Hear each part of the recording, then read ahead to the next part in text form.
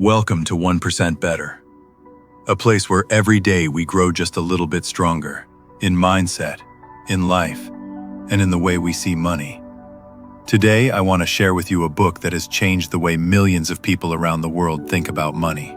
A book that's not just about getting rich, but about thinking free. It's the story of two fathers. One taught his son to study hard, get a stable job, and live safely. The other taught his son to make money work for him. And from those two opposite mindsets began a journey toward financial freedom.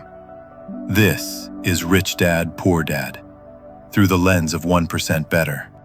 Introduction. Two fathers, two mindsets. I had two fathers, one rich and one poor. Two fathers, two beginnings, and two completely different ways of thinking about money. But from both of them, I learned the lessons that would change my life forever. The first man was my biological father. He was well-educated, intelligent, and respected in society. I was always proud of him. He believed that the path to success was simple: study hard, get good grades, and find a secure, well-paying job. For him, security was everything. A steady income, retirement benefits, a reputable position. That was his definition of success. He used to tell me, "Study hard so you can have a stable career. Money isn't everything. Stability is what matters most." That was the mindset of my poor dad. A man I loved and respected deeply, yet someone bound by the fear of losing financial security. My second father, on the other hand, was my best friend Mike's dad. He didn't have a college degree. In fact, he dropped out of school early. But he had something my real father didn't: the mindset of an entrepreneur. He believed that if you wanted to be truly wealthy, you couldn't just work for money. You had to learn how money works and make it work for you. When my poor dad said, "Study hard so you can get a good job," my rich dad would say, "Learn so that one day you can create jobs for others." When my poor dad advised, "Join a big company for a secure income," my rich dad smiled and said, "If you depend only on your paycheck, you'll spend your life making other people rich, not yourself."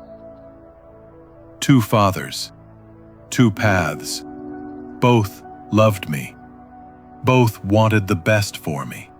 But as I watched their lives unfold, I began to see something clearly.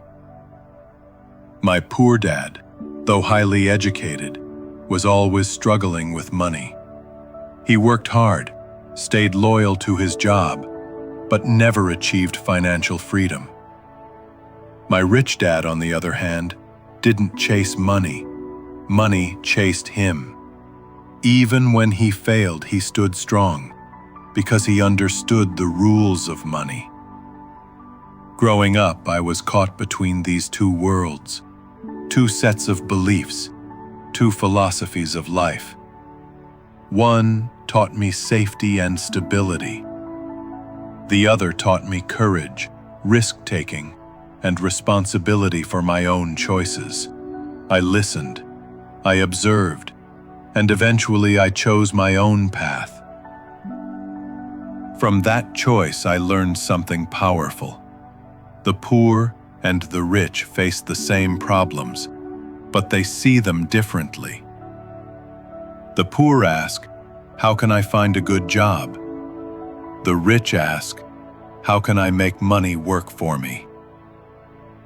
The poor say, "I can't invest because I don't have money." The rich say, "Because I don't have money, I must learn how to invest." And so, the greatest lesson I learned from my two fathers is this: being rich or poor has nothing to do with what's in your wallet. It's about what's in your mind. Your background doesn't define your future. Your mindset does. Part 1. The rich don't work for money.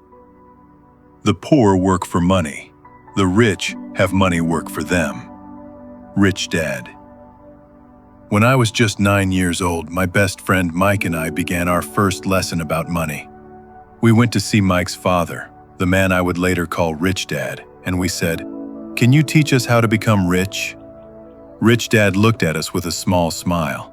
He didn't say yes. He didn't say no. He simply said, "All right. But I don't teach with words. I teach through experience." So that Saturday morning, our journey began. He had us work in one of his small convenience stores. Our job was simple: stocking shelves, cleaning up, and doing odd chores. The pay? 10 cents an hour.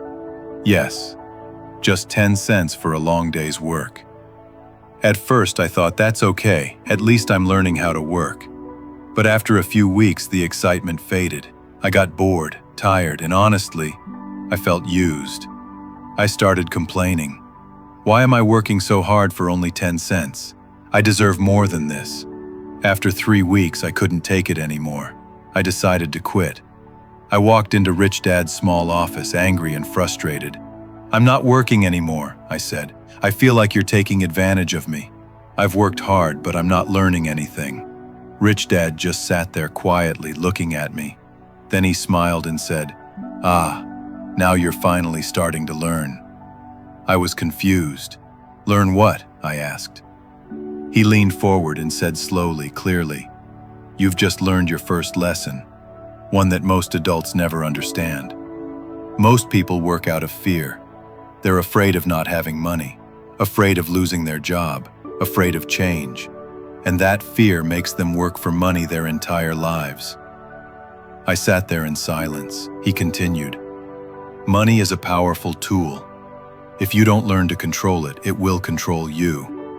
The poor and middle class work for money because they let emotions rule their decisions. The rich learn to make money work for them." A few days later, Rich Dad gave us another challenge. He called Mike and me back to the store and said, "I'm not going to pay you 10 cents anymore." I was shocked. "You mean, we'll work for free?" He nodded. "Yes, because if you only work for money, you'll miss the real lessons. Money blinds you. When you stop expecting to get paid, you'll finally start to see what's truly valuable." And he was right. When I stopped focusing on the small paycheck, I began noticing things I had ignored before. How he managed the store, how he talked to customers, how he negotiated with suppliers, how he handled his employees. For the first time, I wasn't working for money. I was working to learn. Rich Dad said, "The poor work for money. The rich work to understand money. Once you understand how money works, it will start working for you." That lesson completely changed the way I saw the world. I realized something powerful. Money doesn't solve fear. The more people fear being poor, the harder they chase money, and the more it controls them. True freedom begins when you understand how money works, not when you earn more of it. And that became the foundation of the Rich Dad mindset. Work to learn, not to earn. Let money work for you instead of working for money. Part 2. The lesson of financial literacy. If you want to be rich, you must learn to read numbers. Rich Dad. One day, when Mike and I had gotten used to learning from Rich Dad, he gave us a completely new lesson. He said, "If you really want to be rich, you must learn to understand money. And to understand money, you have to know how to read numbers." I frowned. "Numbers? You mean like math?" He smiled. "Not the kind of math you learn in school. In school, you learn how to add, subtract, multiply, and divide. But in the real world, numbers tell you a story. A story about how people earn, lose, and keep their money." Then he looked straight at us and said, "Schools teach you how to work for money, but they never teach you how to make money work for you." That's why most people spend their entire lives working hard, yet always worrying about money. Rich Dad took out a blank sheet of paper and drew a simple diagram, a square divided into 4 parts. He wrote at the top, income, expenses, assets, liabilities. Then he asked, "Do you know the real difference between the rich, the middle class, and the poor?" I guessed, "Rich people earn more money?" He shook his head, "Not exactly. The real difference lies in what they do with the money they earn." He pointed at the bottom 2 boxes, assets and liabilities. The poor and the middle class don't know the difference between these two. They think they're getting richer, but in truth, they're getting poorer every day. He explained, they buy a nice house, a fancy car, and expensive things, and they call those things assets. He said, but in reality, those things take money out of their pocket. If something takes money out of your pocket, it's a liability. If something puts money into your pocket, it's an asset.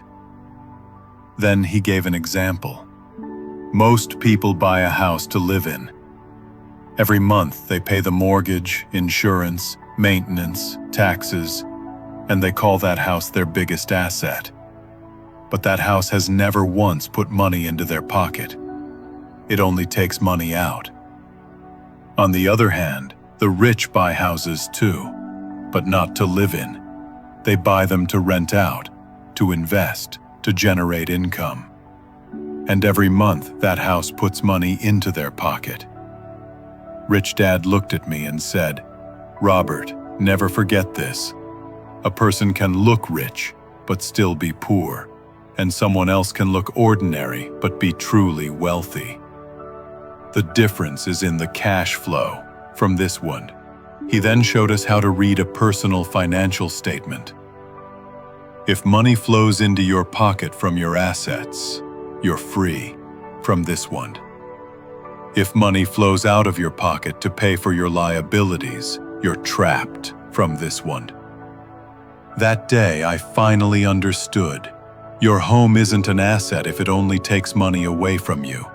Luxury cars, designer clothes, and credit card debt, they're all liabilities.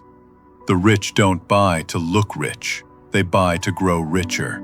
The rich use their money to buy income-generating assets, investments, real estate, stocks, or businesses that bring in cash every month. And once that cash flow grows big enough, they no longer have to work for money because money is working for them. At the end of the lesson, Rich Dad said something I'll never forget. The difference between the rich and the poor isn't how much they earn, it's how well they understand cash flow from this one.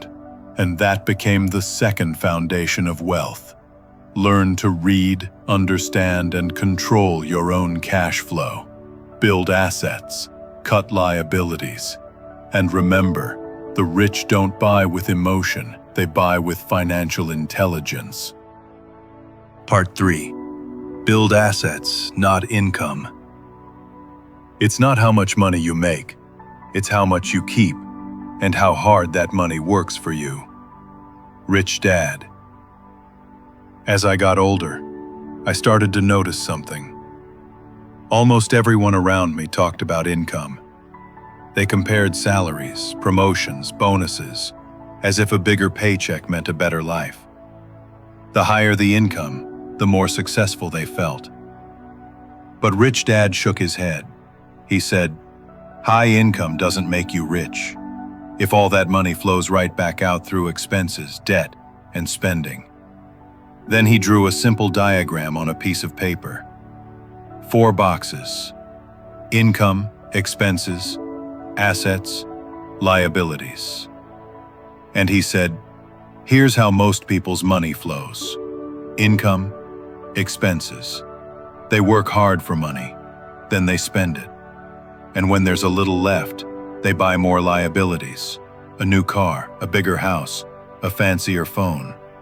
Things that look like wealth, but actually drain their pockets. Then he smiled and said, "The rich do it differently. They use income to buy assets, things that create cash flow. Then, that cash flow pays for their expenses." He flipped the arrows around: assets, income, expenses, and said, "Money should flow from your asset column into your expense column, not the other way around." I asked him, "But how do I start? I don't have a lot of money to buy big assets." He laughed. "Nobody starts with big assets. The rich start with small ones." He gave examples: a small savings account that earns interest, a rental unit that brings in monthly income, a dividend stock, a tiny side business. Anything that makes money for you, even while you sleep, that's an asset. He told me about people who earned hundreds of thousands a year, but still worried about bills, still felt trapped, still weren't free, because they only know how to make money, not how to build assets. And when they stop working, their money stops too. Then he looked at me and said something that stuck with me forever. When all you have is income, you work for money. When you have assets, money works for you. Then came the question that changed how I saw everything. "If you stopped working today," he asked, "would money still flow into your pocket?" I didn't answer. He nodded and said, "That's the real measure of financial freedom.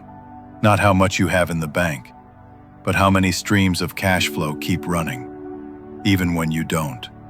From that day forward, I stopped asking, "What can I buy?" and started asking, "What can I build?" Every dollar that came in, I tried to turn it into an asset, something that would earn me more dollars in the future. And Rich Dad wrapped up the lesson with a quiet, powerful truth. Don't chase income, build assets. Because only when your assets create cash flow, you become truly free. Key takeaways, Part 3. The poor focus on income. The rich focus on assets. Cash flow should move from assets to expenses, not the reverse. Financial freedom isn't about working harder. It's about building systems that earn for you automatically. Part 4. Learn to master systems. A job keeps you alive. A system sets you free. Rich Dad. When I was young, my real father, my poor dad, always told me, "Study hard so you can get a good job." It was the advice every loving parent gives, and I believed it until I met my rich dad. Rich Dad smiled and said, "I'm not against studying hard, but if all you learn is how to work for someone else, you'll always depend on them. Learn instead how to create jobs for others." One day I asked him, "How do I become like you? Someone who owns a business, not just works in one." He leaned back, drew a small square on a piece of paper, and divided it into 4 parts. Then he said, "This is the cash flow quadrant, the 4 types of people in the world of money." And he wrote, E, employee, S, self-employed, B, business owner, 1, investor. Then he looked at me and said, "Most people spend their entire lives on the left side, E and S. They work hard for money, but when they stop working, their money stops too." I asked, "So what do the rich do differently?" He smiled. "The rich live on the right side, B and I. They build systems that work for them and invest in other systems that keep producing money even while they sleep." Then he paused, looked me straight in the eye and said, "A job keeps you alive. A system sets you free." From that moment, everything I saw around me, the grocery store, the coffee shop, the bank, looked different. They weren't just businesses, they were systems, machines built to make money for their owners, whether those owners were present or not. Rich Dad said, if you want to be free, stop asking, how much am I making? Start asking, what am I learning from this system? So I changed my mindset. I stopped working for money and started working to learn. When I took a job, I looked at how the business ran, where the money flowed, who made decisions, how they managed people, how they created value. I wasn't just an employee anymore. I was a student of systems. One day, Rich Dad asked me, Robert, do you want to run inside someone else's system or build your own?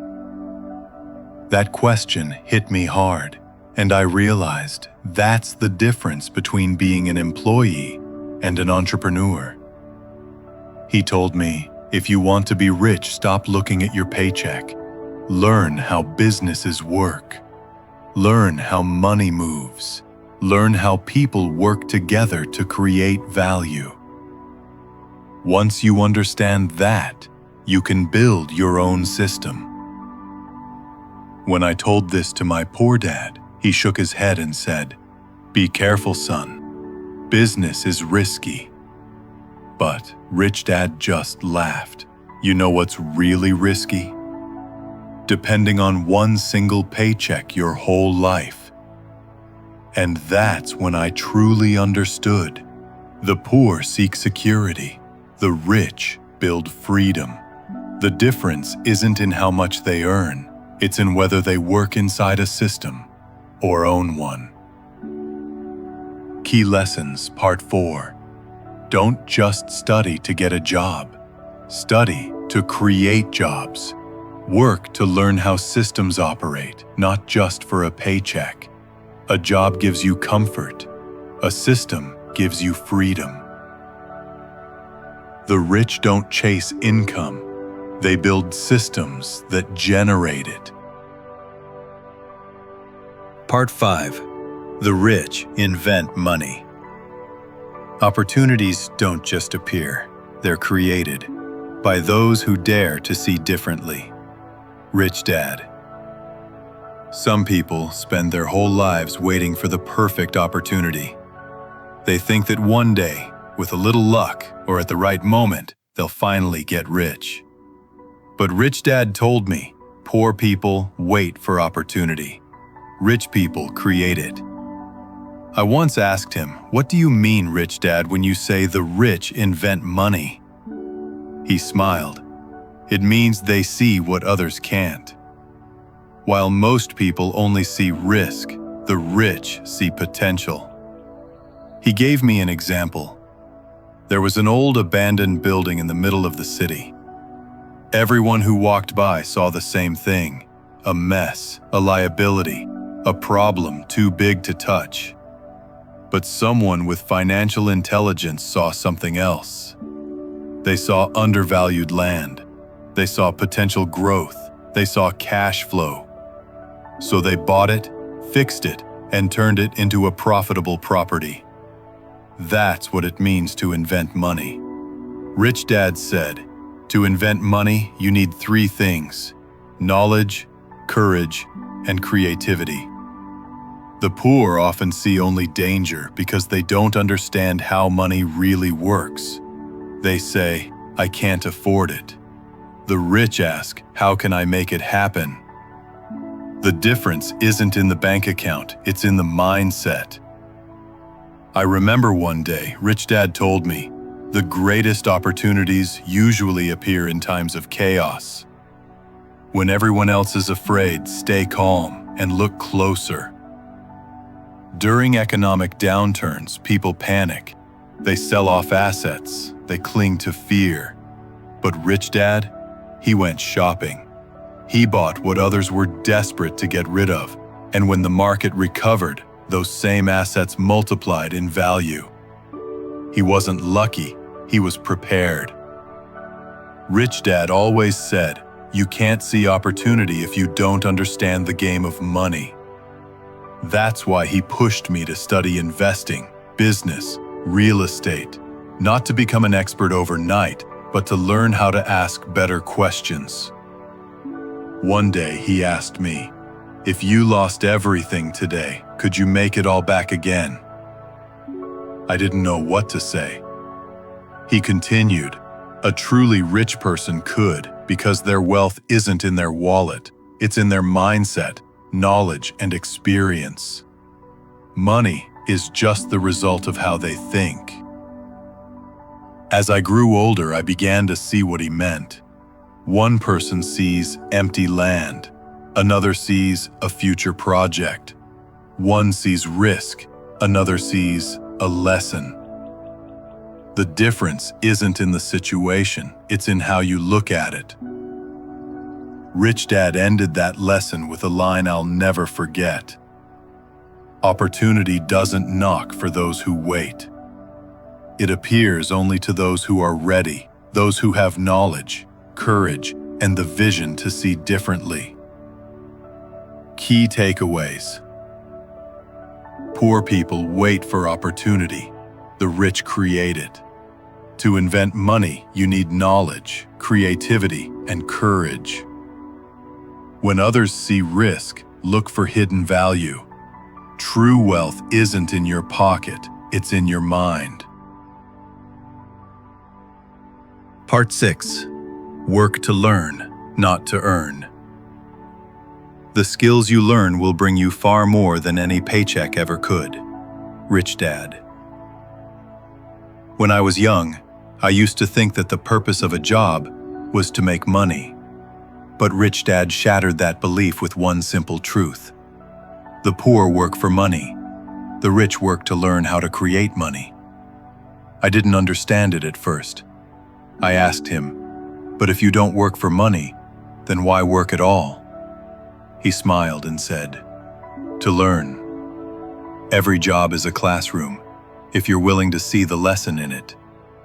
Over the years, I worked many different jobs. I sold products door to door, even though I was shy and afraid of rejection. I worked in marketing, even though I knew nothing about advertising. I tried investing, negotiating, managing teams, and failed over and over again. Not because I loved every job I took, but because each one taught me something new. And as Rich Dad said, skills stay with you, money doesn't. He explained that most people spend their lives mastering just one skill, and then spend their lifetime selling that skill to someone else. An accountant, a doctor, an engineer, a teacher. They become specialists, yes, but also dependent. The rich think differently. They learn many skills because they want to understand how the whole system works. Rich Dad told me, "If you want freedom, learn how to sell. If you want to build a business, learn marketing.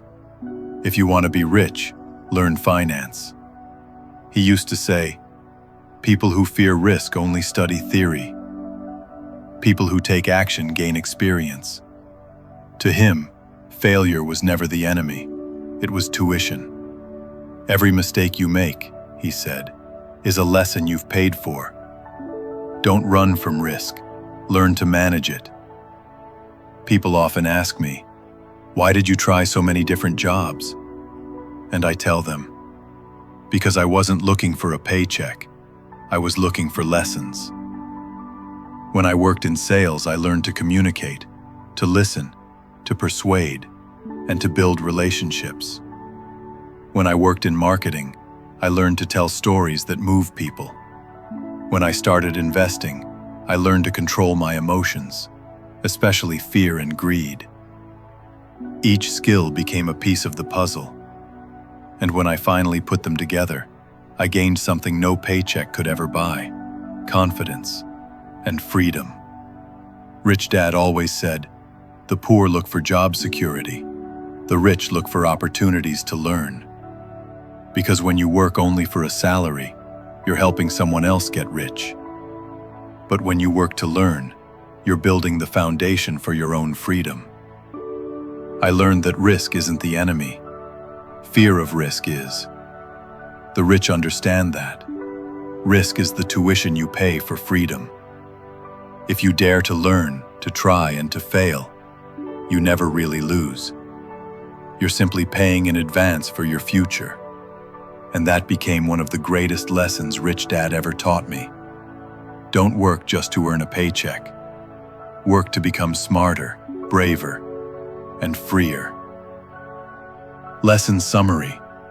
The rich work to learn, not to earn. Every skill brings you closer to financial freedom. Risk is the price of learning. When you've learned enough, money will start working for you. Part 7. Overcoming mental obstacles. Fear, doubt, and laziness. They're the three biggest enemies of wealth. Rich Dad. Most people think money is the problem, but Rich Dad told me something I'll never forget. It's not money that holds people back. It's fear. He said, failure doesn't make you poor. Fear of failure does. And for a long time, I didn't really understand that. Because I was afraid too. Afraid of losing money. Afraid of looking stupid. Afraid of making mistakes. But here's the truth Rich Dad taught me. Fear never goes away. Even the rich feel it. They just learn how to control it, instead of being controlled by it. He told me, the poor let emotions control their actions. The rich control their emotions, and then decide what to do. Fear of losing money keeps most people working for it their entire lives. But the moment you accept that failure is just part of the process, you start to grow. I remember once I lost a big investment. I felt defeated, embarrassed.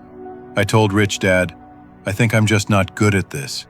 I lost everything I saved. He smiled and said, good. That means you've just paid your tuition. Now, what did you learn? I looked at him, confused. He continued, learn how to stand up again. Learn not to repeat the same mistake. And most importantly, learn to stay calm when you lose money. Because if you can't control your emotions, money will always control you. Then, there's doubt. Rich Dad said, when you doubt yourself, you create your own limits. Doubt makes people hesitate. They wait for the right time, the perfect opportunity, the safe moment that never comes. While they're waiting, someone else is already moving. The poor say, if I had money, I would invest. The rich say, I invest so I can have money. The situation is the same. The mindset is what's different. And then there's laziness.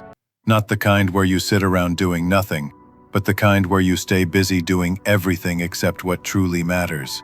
Rich Dad said, most people aren't lazy because they don't want to work. They're lazy because they avoid what's important. They stay busy to feel productive, but deep down, they're running away from growth. They're avoiding learning, avoiding discomfort, avoiding responsibility. Rich Dad taught me a simple habit that changed everything. He said, when you want something, never say, I can't afford it.